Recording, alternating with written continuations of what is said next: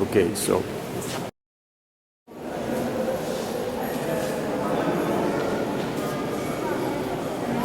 this is the phallus of Rai. This is the beginning of the I version of Rai. Before that, there was the ear version of Rai, which was acoustic space and pre-phonetic alphabet. Now the writing comes in. Now Isis is totally forced to stoop to conquer, to be subservient to the I, which favors the left hemisphere. Isis is right hemisphere. So there's no any women in there? No. So Hammurabi makes everybody equal before the law. Every citizen. So it's a homogenization, it's a standardization, it's the beginning of mass, the assembly line. Intuiting the assembly line, which gets brought in with the printing press, 3,000 years later. But this is the dynamism. I mean, he had this huge empire over space. Nebuchadnezzar, they're saying. Visual space. They're stopping the control of time and now controlling space. Not as much as Rome, but it begins here. This is the, and now Rai's return to essence. This no longer applies. Equal before the law does not apply. Equal before the law does not apply. The law doesn't apply. Anarchy is our chosen gift. And it's not anarchy if you know how to do it right.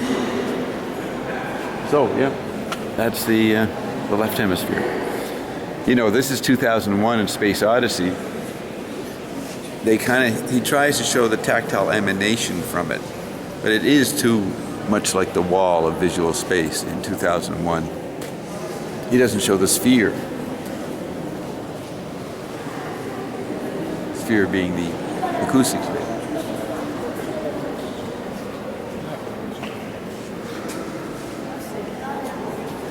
So this was a novelty that humans wanted to experience. They wanted to have visual space.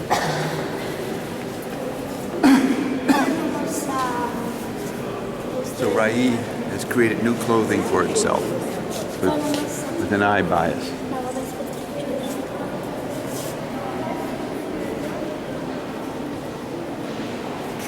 Acoustic space. I am speaking with the old form of acoustic space, but inspired by the tactile electric space of the sphere and the square sphere. A new animal. This is a new animal. So you have all the old animals around, the lions in the gate to intimidate. This is the new nature, the beginning of new nature, new animals. The visual space is a meme. It's an animal. It's an environment.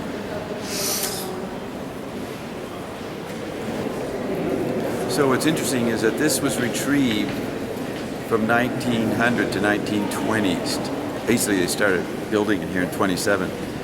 That's the telegraph, movie, airplane, radio era in the 20th century. We had moved out of Roman visual space, which was the British Empire in the 18th and 19th century, 1800s.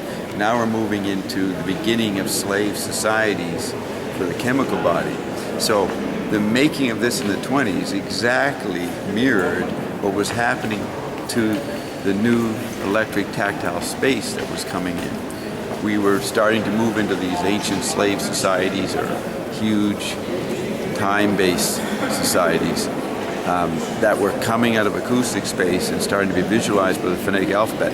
Now here, the phonetic alphabet is being obsolesced and we're going into acoustic space and tactile space. So the timing, the mirror of where we were was the retrieval and construction of this.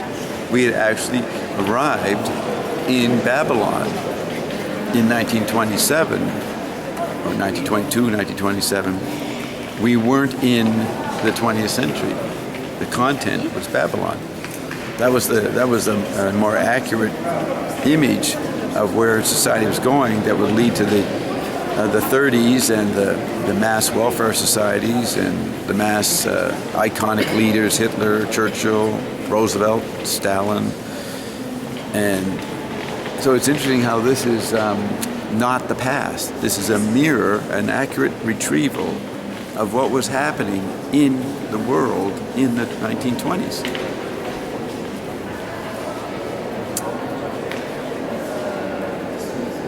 It was an expression of the present, not the past. These are not antiquities. They are the weather report.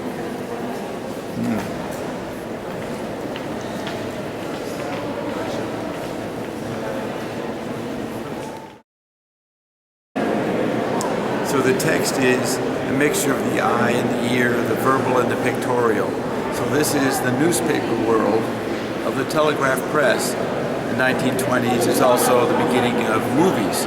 So that's why Ezra Pound got interested in the Chinese ideogram for his structure of his poetry. It's why Lewis was talking to the architects, where is your vortex? Where's your awareness of the new dimensions? And his buddy Gordier-Brzezinski, killed in World War I, had this manifestos in Blast in 1914 about the retrieving of these pre-Greek social structures. So you have the movie, the newspaper photographic world is this text, redone with more complexity and verisimilitude. So this is where Joyce started writing Finnegan's Wake with this in mind. He starts Finnegan's Wake, the present Finnegan's Wake, in a museum. So this is the mixed media of the 1920s. It's more accurate than writings by scholars in books in the 20s. That's why Pound and Joyce had to make a post-verbal kind of writing. So it's interesting, it is from the past, it's a retrieval, but the timing of its retrieval in the 20s is perfectly resonant with the dynamics of the hidden effect of radio and movies, telegraph press, movies and airplane.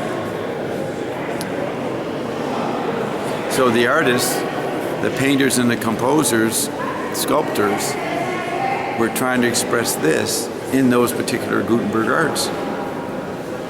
Picasso's Cubism, multi-locational it was called, collage. So they come together. This is Cubism, but Cubism is Gutenberg art. This is iconic art, iconic architecture. So the timing is evoked. The actual things that people discovered and created represented the moment, the dynamic of the moment. That's where there's no time in linear sense. Starting to go Egyptian and Babylonian. They were starting to retrieve these amazing spaces that sculpted visual space with with a tactile sculptural instinct or desire. And music became that. So to show the immensities of the new acoustic tactile space, they would bring in machinic environments. That's what the vorticists did.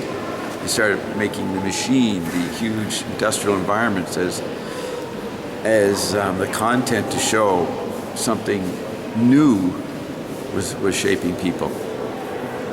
And this points to what was being shaped and how it was being shaped.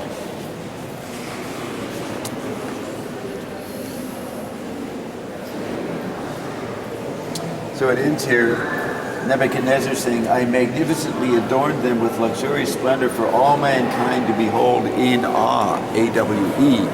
That's how cosmic awareness defined Ra'i. It was awe, and awe becomes author. So to behold, this is the beginning of the spectacle. U is also gold. Right, good point. And gold is nothing for pre-visual pre-written societies, gold's not important, but gold becomes a standard that never changes. Its value never changes. So now ion would give a whole interesting aspect of this. I mean, maybe this gate was a portal, you know, and those are aspects that Ionettes could ask Ion on payday about what factors aren't we considering here besides the sculptural, sensual extensions I'm saying. So that remains to be seen. Many people say this type of writing is alien. It's not from this world. Right.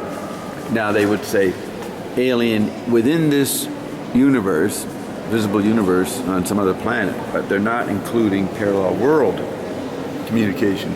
And these parallel worlds aren't millions of miles away. They're right beside us. So this is it's interesting. It's all coming from Marduk. Whereas Egypt, it was Isis and Osiris, pretty equal. Here, though, Ishtar is beginning to be a subservient role. And it's interesting that she's the goddess of love and war. She had to,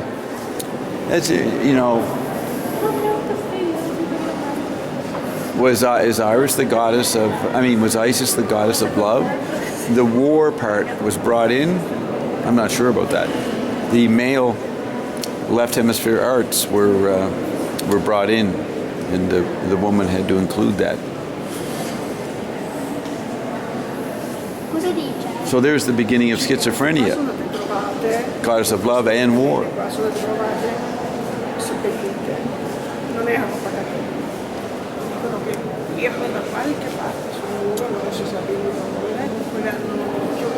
The blue stone. It's ionic color. Yeah. What would you say about this type of blue? Well, Ion goes on about blue. It's a frequency. Right. And then you have Zappa's song, the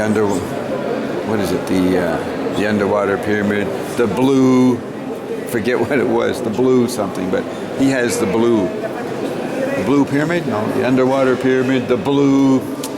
Haven't heard it in a while. So Zappa emphasizes the word blue. On my chart, tiny note chart, blue is the Thompson quadrant.